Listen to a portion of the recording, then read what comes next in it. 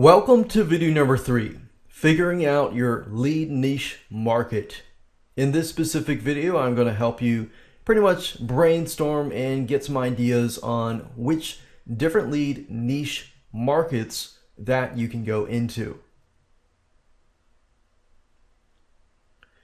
What I want you to do is jot down things you recently got fixed that may have cost a lot, in terms of things that were done around the house, your apartment, or wherever you might live. Even if you don't own a house, you can do it in an apartment or anywhere else, or have a friend who may have had a roof replaced and so forth.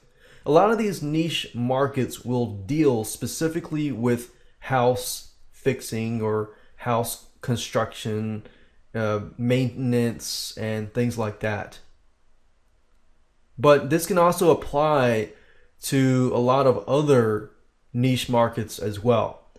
Now, I'm specifically focusing on the niche markets of the house because a lot of the local lead CPA companies actually deal with these types of home niche markets. Now, you don't have to do that if you want to go out of the box and create sites, rank them number 1, and as a secondary or different revenue stream, sell them and flip them off the bat.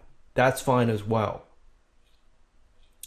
So for example, we've got roofing leads, electrician leads, plumbing leads, and more. The more specific the niche market is, the better. So you don't want to try to get roofing leads, electrician leads, and plumbing leads. I would focus on specifically one because you really have to dig deep into one. The question here is, what interests you out of all of these? And here's a quick sample list that I have here. We have carpentry, cleaning, can be anything related to cleaning, concrete, electrical, fences, flooring, garage door service, handyman, which seems to be pretty high, electrical, pretty good, HVAC tends to be very good, landscaping, painting, pest control.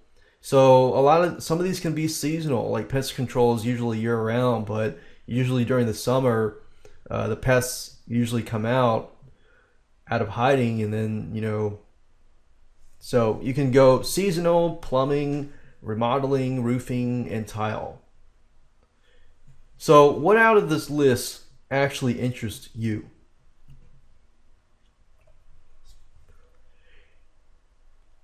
Now if you go to google.com/trends, as you can see here, Google recently merged the insights with the trends. So basically, insights would allow you to see the data of, keywords that are getting a lot of traffic, places like geography, in terms of which location geographically would be having the higher search volume, and things like that. So if I type in something like HVAC, which stands for kind of heating and air units, if we look at this, we can see it's pretty consistent. But it's peaked at July, June, and July. So basically during the summertime, there's a lot of people searching for HVAC. Now, I'm not going to dive into this right just yet, but if you look over here, you can see which locations geographically are being searched. Like in India, there's search volume index of 44. In America, it's 50. And United States, it's 100. Australia, it's 15, and so forth and so forth. So this gives you an idea of the search volume. Now, if wherever you live, you know your place a little better than me, so you might know that, well, all right, we don't have a lot of HVAC, but we might have a lot of roofing. So I typed that in here, and I noticed here that their peaks are also, looks like April, spring and summer times, and a little bit of fall.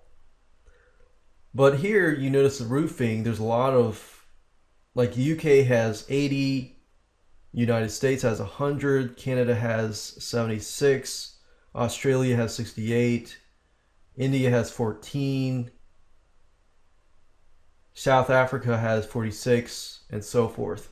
And you can dig deeper and deeper and deeper, which I'll show you in the future videos how to do some basic keyword research and LSI keyword research as we dig down deeper. So right now I just want you to get an idea of your geographical location and possibly what could be a good niche that you could go into.